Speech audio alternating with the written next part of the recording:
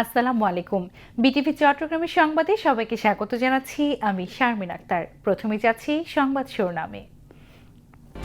সরকারের লক্ষ্য দুর্নীতি, হয়রানি মুক্ত, প্রযুক্তি নির্ভর ও নাগরিক বান্ধব ভূমি ব্যবস্থাপনা প্রতিষ্ঠা করা, বললেন প্রধানমন্ত্রী তারেক রহমান।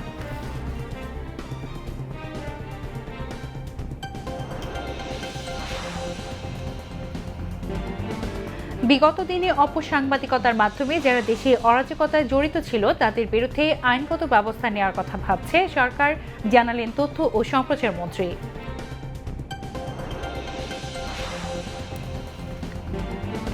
ইরানকে ঘিরে মধ্যপ্রাচ্যে যখন যুদ্ধের আশঙ্কা চরমে, তখনই বড় ধরনের সামরিক হামলার পরিকল্পনা স্থগিত করে নতুন বার্তা যুক্তরাষ্ট্রের।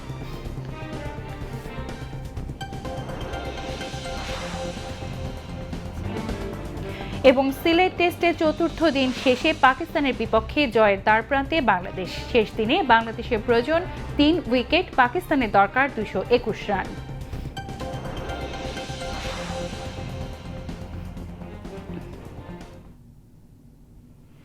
এতক্ষণ সংবাদ শিরোনাম শুনলেন, এবারে যাচ্ছি বিস্তারিত সংবাদে।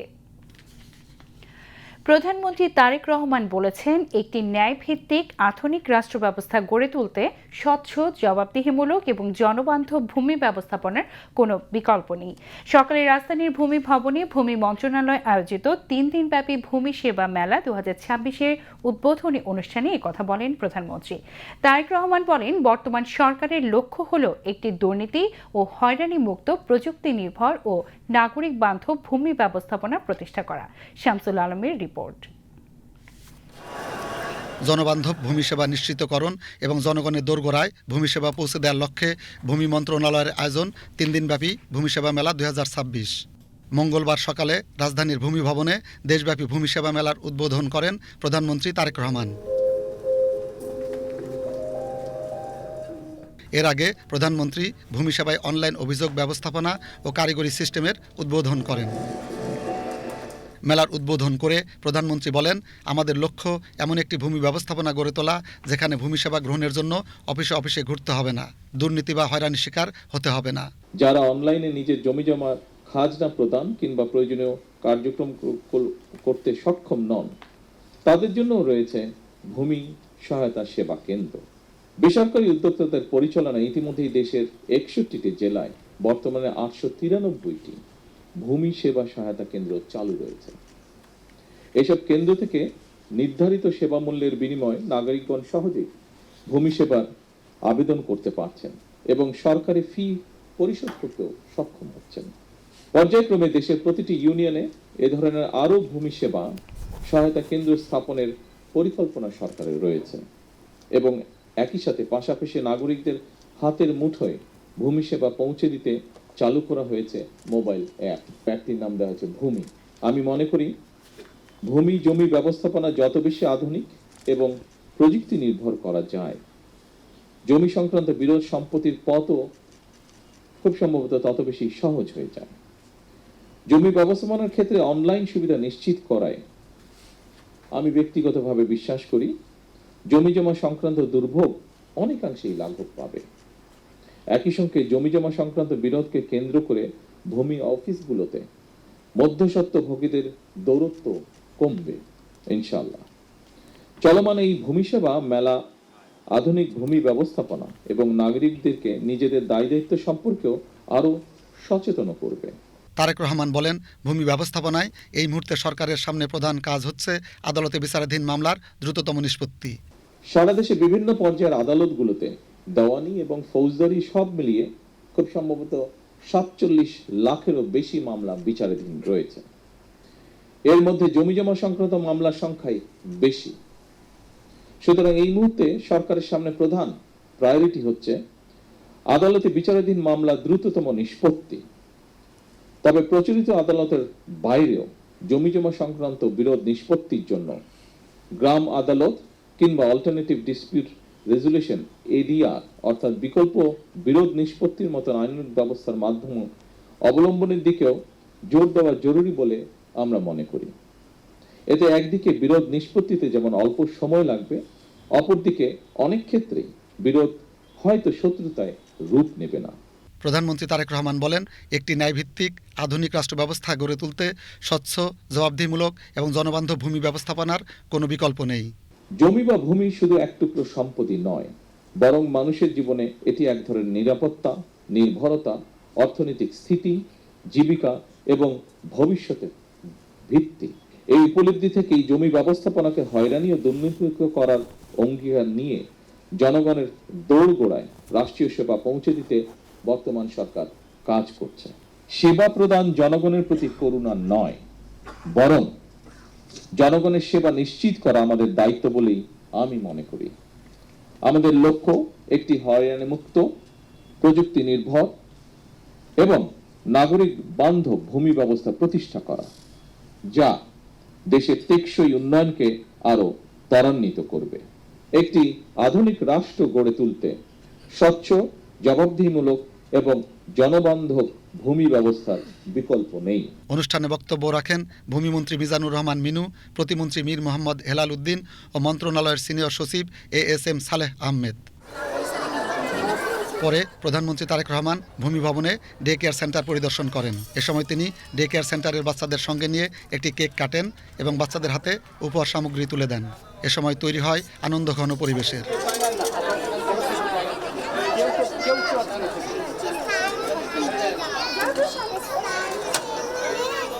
এর আগে প্রধানমন্ত্রী নাগরিক ভূমি সেবা কেন্দ্র ও কল সেন্টার পরিদর্শন করেন।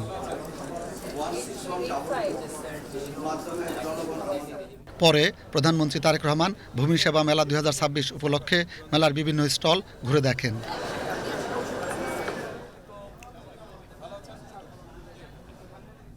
আধুনিক ভূমি সেবা সম্পর্কে জনগণকে সচেতন করা এবং জনগণের দোরগোড়ায় ভূমি সেবা পৌঁছে দেওয়ার লক্ষ্যে মেলার আয়োজন। 3 দিনব্যাপী এই মেলা বিভাগীয় শহর, জেলা ও উপজেলা পর্যায়ে অনুষ্ঠিত হচ্ছে। এই মেলার মাধ্যমে জনগণ তাদের ভূমি সম্পর্কে নানা ধরনের সেবা সরাসরি গ্রহণ করতে পারবেন, এমনটি বলছেন আয়োজকরা। রাজধানীর ভূমি ভবন থেকে শামসুল আলম, বিটিভি নিউজ। নতুন সরকার দায়িত্ব নেওয়ার পর গত 3 মাসে দেশের অর্থনীতি পুরোপুরি চাঙ্গা হয়নি, তবে ভঙ্গুর অবস্থা থেকে ঘুরে দাঁড়ানোর প্রক্রিয়া চলছে জোরে সোরে।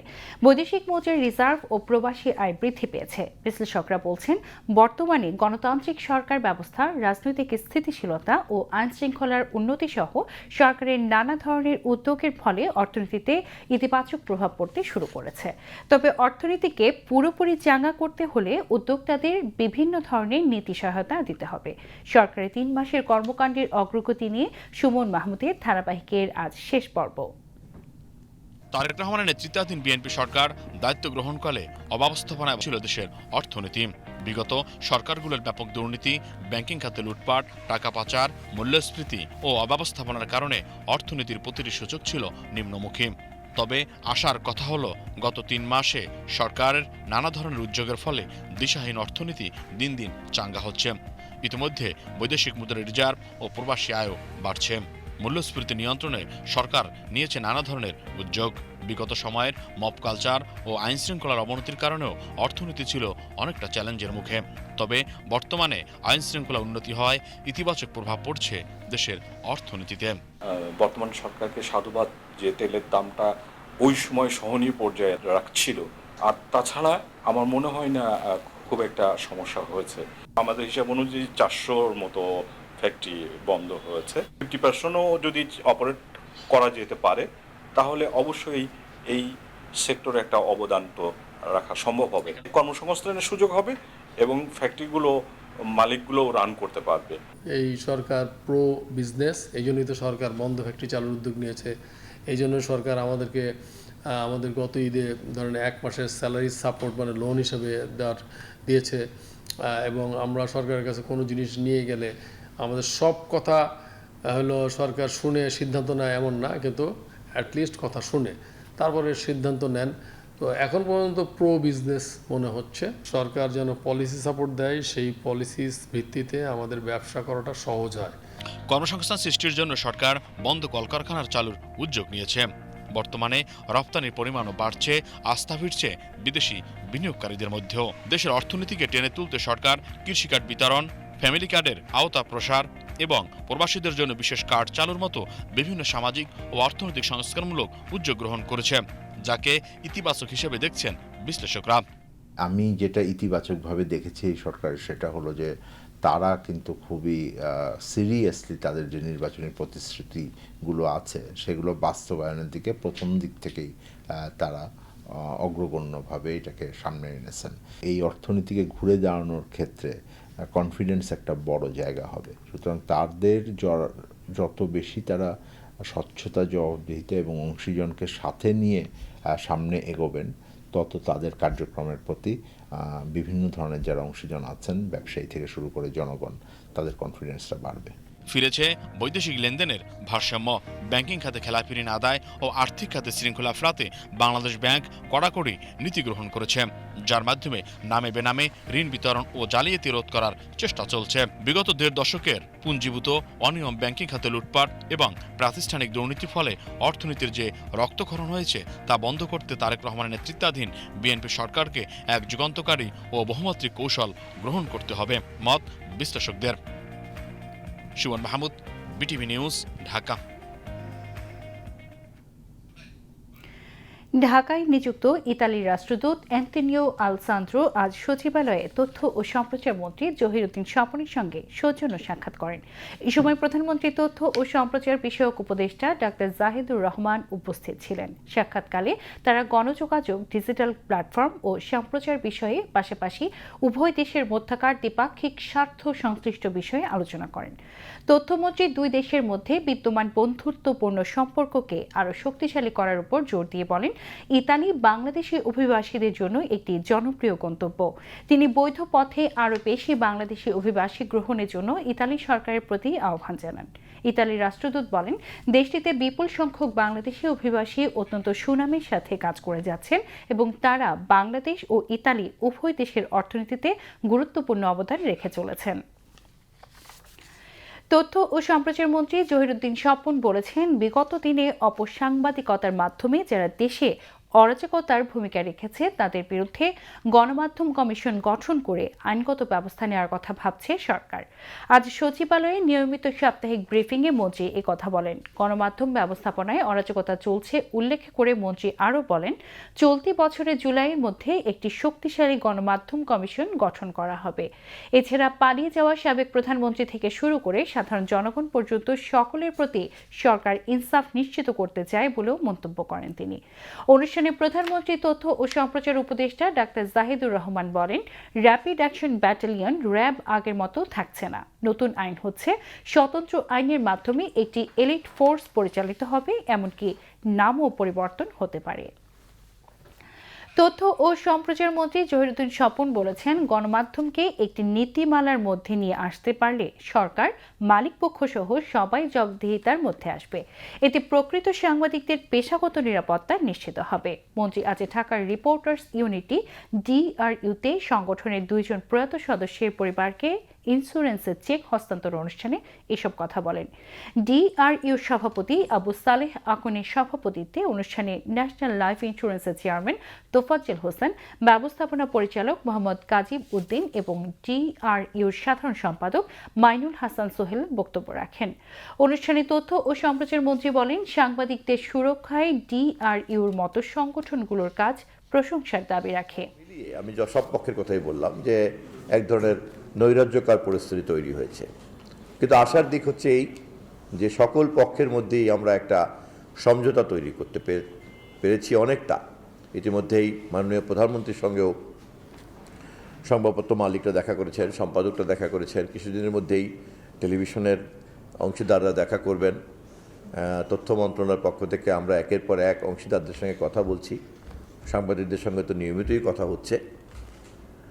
যখনই আমরা এটাকে একটা আধুনিক গণমাধ্যম কমিশনের অধীনে বিধিবিধান এবং নিয়মনীতির মধ্যে নিয়ে আসতে পারবো, তখনই কোনো পক্ষই কোনো পক্ষকে আর এক্সপ্লয়েট করতে পারবে না। এবারে আন্তর্জাতিক সংবাদ।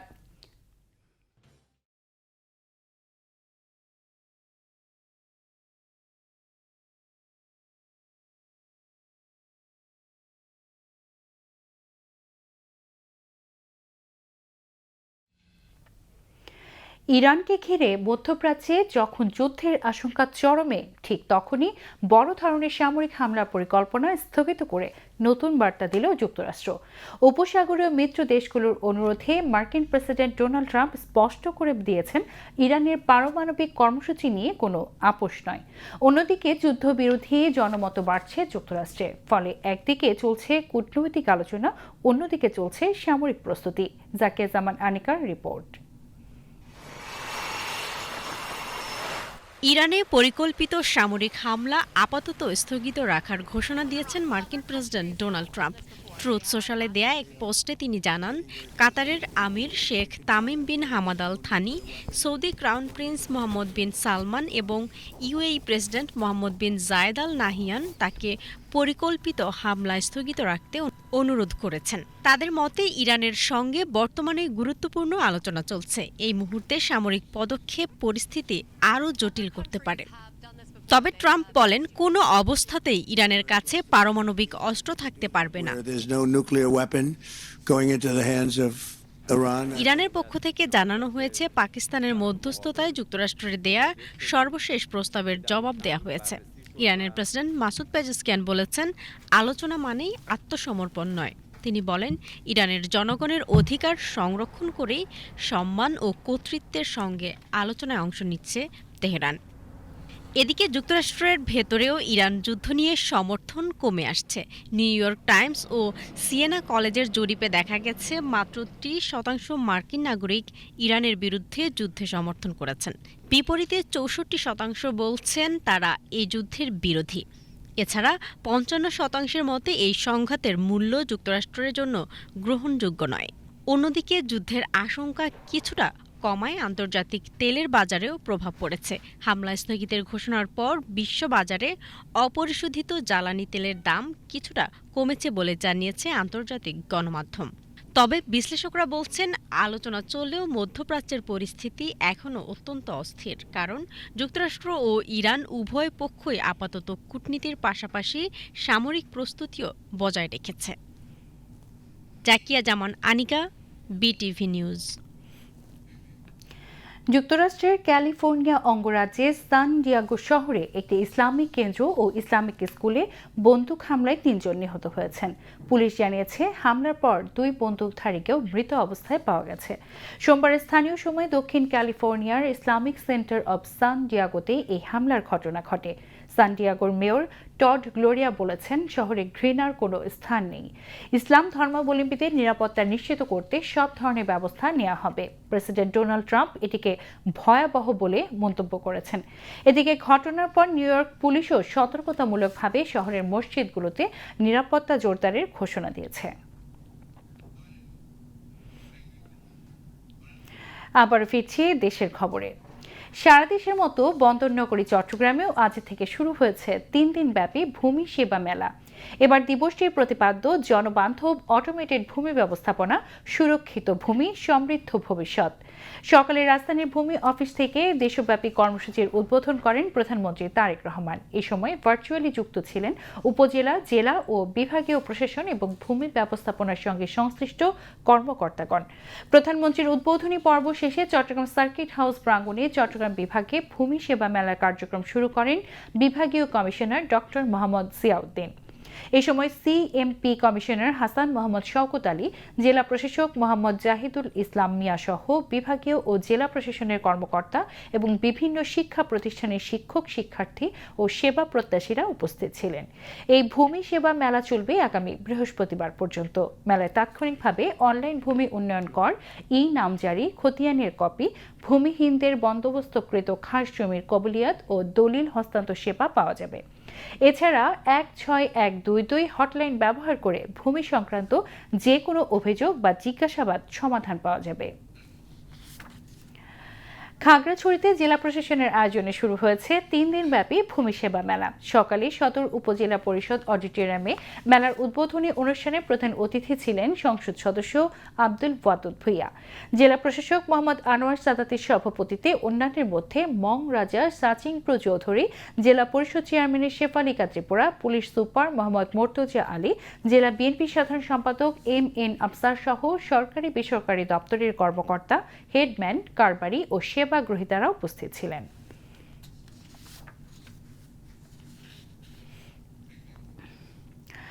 চট্টগ্রামের Halishahar cantonment public school and কলেজে বিজ্ঞান মেলা অনুষ্ঠিত হয়েছে।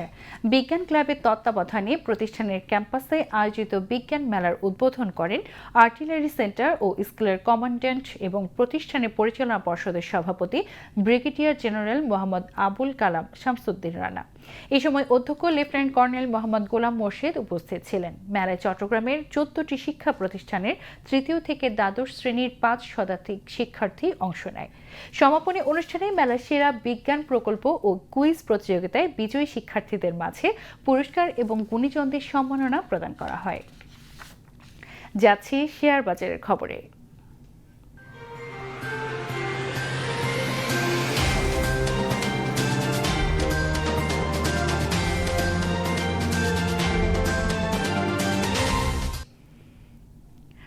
দুদিন মন্দার পর চট্টগ্রামের স্টক এক্সচেঞ্জে চাঙা ভাব ফিরে এসেছে। আজ শেয়ার লেনদেন ও মূল্যসূচক দুটোই বেড়েছে। দিন শেষে সার্বিক সূচক দাঁড়িয়েছে 14,654.55, যা গতকালের চেয়ে শতকরা 0.21 বেশি। এছাড়া CAC 30-এর মূল্যসূচক দাঁড়ায় 12,873.76, যা গতকালের চেয়ে শতকরা 0.25 বেশি। আজ 206টি কোম্পানির 61,06,114টি শেয়ার লেনদেন হয়, যার মূল্য 19,82,12,000 টাকারও বেশি। এর মধ্যে 82টি কোম্পানির শেয়ার দাম বেড়েছে, 92টির কমেছে এবং 32টির দাম অপরিবর্তিত রয়েছে। এবারে আন্তর্জাতিক মুদ্রা বাজারের খবর।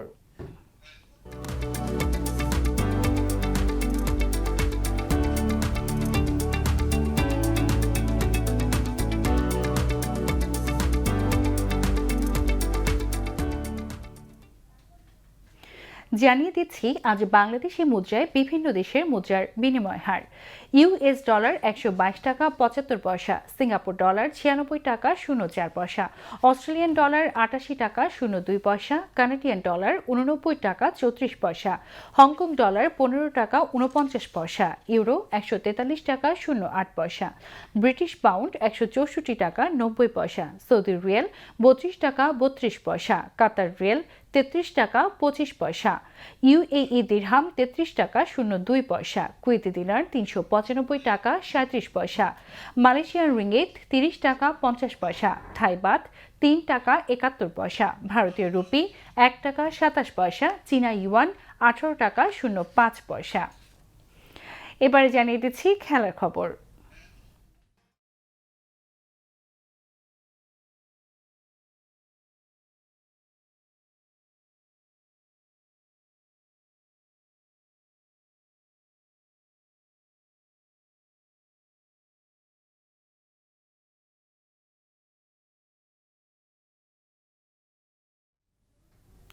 ক্রিকেট। সিলেট টেস্টে 437 রান তাড়া করতে নেমে 7 উইকেটে 316 রান নিয়ে চতুর্থ দিন শেষ করেছে পাকিস্তান। শেষ দিনে জিততে হলে পাকিস্তানের দরকার 221 রান, আর বাংলাদেশের প্রয়োজন 3 উইকেট। শেষ বিকেলে 224 বলে 134 রানের প্রতিরোধ গড়া জুটি ভেঙে বাংলাদেশকে জয়ের সুবাস দিয়েছেন তাইজুল ইসলাম। 71 রানে সালমান আকাকে বোল্ড আউট করেন তাইজুল। এরপর হাসান আলীকেও 0 রানে নাজমুল হোসেন শান্তর ক্যাচ বানান। দলীয় 27 রানে নাহিদ রানার বলে মেহেদী হাসান মিরাজকে ক্যাচ দিয়ে 6 রানে সাজঘরে ফেরেন ওপেনার আবদুল্লাহ ফজল। তার বিদায়ে শুরু পাকিস্তানের উইকেটের পতন। অন্য ওপেনার আজান আওয়াইসের 21 রানে ফিরে যান। দলীয় 41 রানে দ্বিতীয় উইকেট হারায় পাকিস্তান। এরপর তাইজুলের বলে 47 রানে সাজঘরে ফেরেন বাবর আজম। 133 রানে তৃতীয় উইকেটের পতন হয় সফরকারীদের। নাহিদ রানার বলে 6 রানে সৌদি শাকিল আউট হলে চতুর্থ উইকেট হারায় পাকিস্তান। এর পরপরই 71 রান করা পাকিস্তান অধিনায়ক শান মাসুদকে ফিরিয়ে পাকিস্তানের পঞ্চম উইকেট তুলে নেন তাইজুল। এর আগে গতকাল তৃতীয় দিনের খেলা শেষে 2 ওভারে কোনো রান করতে পারেনি পাকিস্তান। নতুন কুড়ি স্পোর্টস। চট্টগ্রামে নতুন কুড়ি স্পোর্টস 2026-এর অংশ হিসেবে 12 থেকে 14 বছরের কিশোর কিশোরীদের ক্রিকেট প্রতিভা অন্বেষণ দাবা প্রতিযোগিতার আঞ্চলিক পর্যায়ের প্রতিযোগিতার সমাপনী ও পুরস্কার বিতরণ অনুষ্ঠিত হয়েছে। দুপুরে জেলা স্টেডিয়ামে বেলায়েত হোসেন বুলুর সভাপতিত্বে অনুষ্ঠানে প্রধান অতিথি ছিলেন অতিরিক্ত বিভাগীয় কমিশনার মোহাম্মদ মোতাহার হোসেন। অন্যান্যের মধ্যে জেলা ক্রীড়া কর্মকর্তা আব্দুল বারী উপস্থিত ছিলেন। দাবা প্রতিযোগিতায় চট্টগ্রাম অঞ্চলের 5টি অঞ্চলের 20 জন কিশোর কিশোরী পৃথকভাবে অংশ নেয়। পরে আঞ্চলিক পর্যায়ে চ্যাম্পিয়ন ও রানার্স আপ দাবাড়ুদের মেডেল ও সনদ প্রদান করা হয়। এদিকে চট্টগ্রাম রাইফেল ক্লাবে আঞ্চলিক পর্যায়ের ব্যাডমিন্টন প্রতিযোগিতার সমাপনী ও পুরস্কার বিতরণ অনুষ্ঠিত হয়। প্রতিযোগিতায় চট্টগ্রাম অঞ্চলের 5 জেলার 40 জন কিশোর কিশোরী পৃথকভাবে অংশগ্রহণ করেন। পরে বিজয়ীদের মাঝে পুরস্কার প্রদান করা হয়। এবারে যাচ্ছি আবহাওয়া সংবাদে।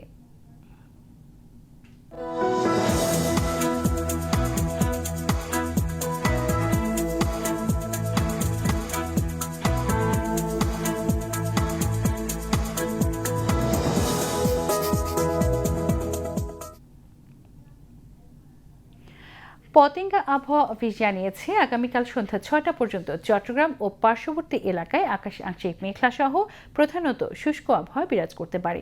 সেই সাথে অস্থায়ীভাবে দু এক জায়গায় দমকা বা ঝোড়ো হাওয়া সহ হালকা থেকে মাঝারি ধরনের বৃষ্টি অথবা বজ্রসহ বৃষ্টিপাতের সম্ভাবনা রয়েছে। দিনের তাপমাত্রা প্রায় অপরিবর্তিত থাকতে পারে এবং রাতের তাপমাত্রায় সামান্য বৃদ্ধি পেতে পারে। পরবর্তী 24 ঘন্টায় আবহাওয়ার সামান্য পরিবর্তনের সম্ভাবনা রয়েছে। নগরীতে আজ সর্বোচ্চ তাপমাত্রা ছিল 34.1 ডিগ্রি সেলসিয়াস, যা স্বাভাবিকের চেয়ে 1.8 ডিগ্রি বেশি এবং সর্বনিম্ন তাপমাত্রা ছিল 25.4 ডিগ্রি সেলসিয়াস, যা স্বাভাবিকের চেয়ে 0.7 ডিগ্রি বেশি। আগামীকাল চট্টগ্রামে সূর্যোদয় 5টা 11 মিনিটে এবং সূর্যাস্ত 6টা 28 মিনিটে। এবার জানিয়ে দিচ্ছি কর্ণফুলী নদীতে আগামীকালের জোয়ার ভাটার সময়সূচি। ভাটা শুরু হবে রাত 2টা 58 মিনিটে, জোয়ার সকাল 9টা 30 মিনিটে। পরবর্তী ভাটা শুরু হবে বিকেল 3টা